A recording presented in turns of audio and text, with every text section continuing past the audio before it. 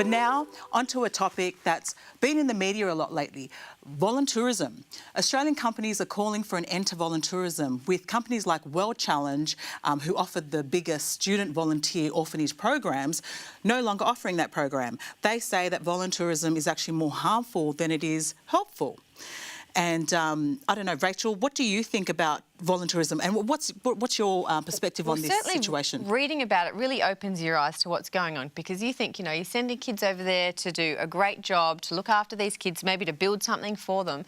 But then when you sort of read a bit deeper, it's a little bit confronting that it's affecting the kids over there. There are companies and orphanages that are setting themselves up purely to make money from this, and some of those kids aren't orphans at all, or they've just taken them from the community to sort of get tourists in, and they're sort of milking off a system that is really designed to help someone, but, make money off it. So it's a bit confronting. Yeah, and I think that's the main concern. Like, Westerners apparently have been taken in for a ride because with their generosity, they're opening their hearts, they're also opening their wallets, and so people are preying on that. Well, I guess some of these organisations are preying on people donating to... Isn't that a risk, though, with anything? Like, anytime you're generous, isn't there a risk that somebody's taking advantage of you? I know I'm from Chicago, and whenever we see people on the street, people often say, don't give to them because they're taking advantage of you.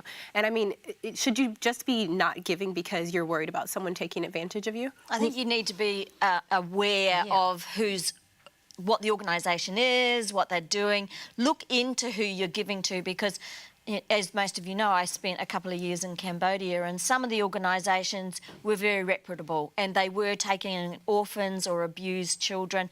Others were just out there milking the system, taking kids who already had families. That's the thing, what Shona's saying. Apparently statistics show 80% of these children in orphanages actually have a surviving parent. But sometimes are they putting them in the orphanage because they think that it might be a better situation for them? Yeah. Oh, that's what some of these organisations, the people that run it, are selling to families who need the help out there in poverty-stricken places. They're telling them that, they'll get Western education, they're getting help by Westerners, so people are kind of being duped. For me, I think you need to sort of look at an organisation that's helping the community. So they're going into a village or into a small suburb or whatever, and actually helping them by giving them water or, sanitation, schools, that sort of thing, not just one individual orphanage. They're actually helping the whole community. Yeah, definitely. I think you definitely need to do your research when it comes to volunteerism or any type of donation or charity that you might be looking into.